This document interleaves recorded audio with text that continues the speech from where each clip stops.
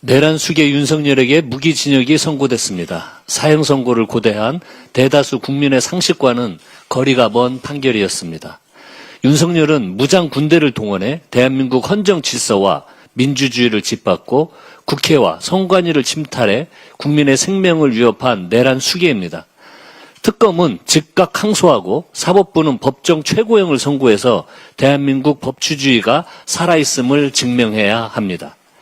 민주당은 대한민국에서 다시는 내란의 비극이 되풀이되지 않도록 제도를 촘촘히 정비하겠습니다.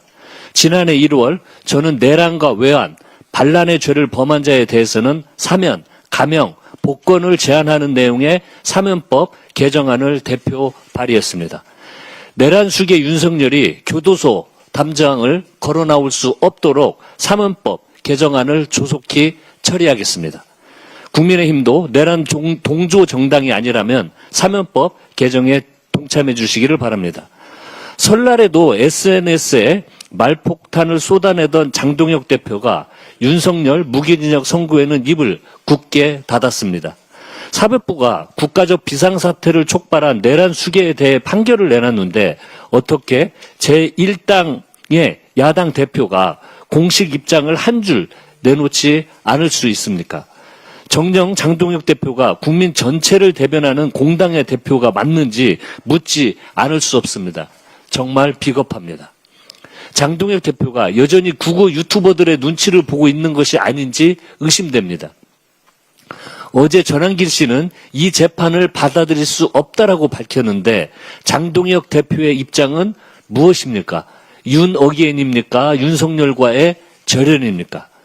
장동혁 대표가 눈치 봐야 할 대상은 한 줌도 되지 않는 윤 어게인 세력이 아니라 빚의 혁명으로 대한민국을 지킨 위대한 국민이라는 사실을 직시하기 바랍니다.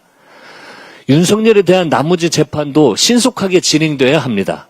내란뿐만이 아니라 평양 무인기 의혹, 순직 해병 수사 외압 의혹 등 국가 안보를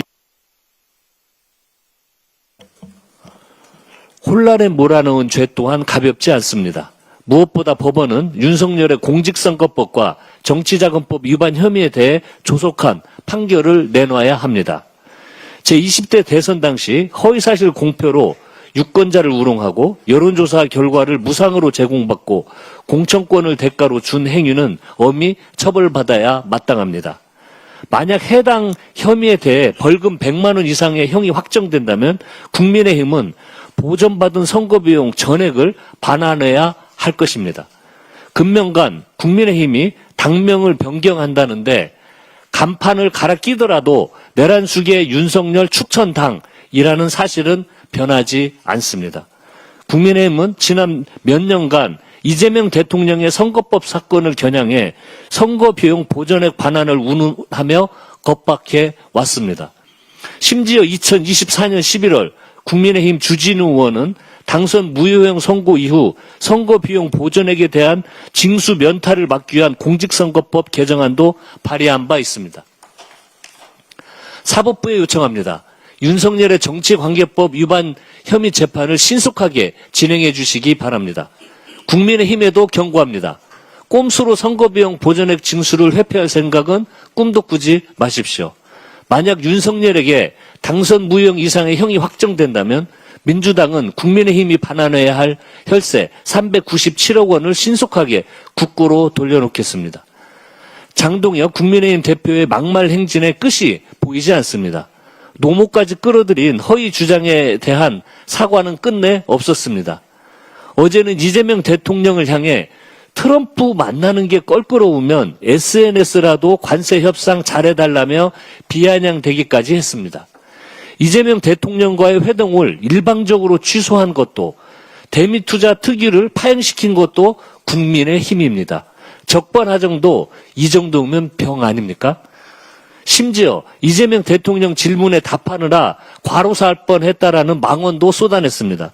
과로사는 우리나라 노동 현장의 구조적 참극이자 퇴출시켜야 할 산업재해입니다. 장동혁 대표의 노동 인식 또한 한심할 따름입니다. 사사건건 이재명 정부의 발목을 잡는다고 등 돌린 민심이 돌아오지 않습니다. 이제라도 국민 앞에 석고대죄하고 이재명 정부의 대한민국 대전환에 협조하시기를 바랍니다. 이상입니다. 이어서 이현주 최고위원의 발언이 있겠습니다.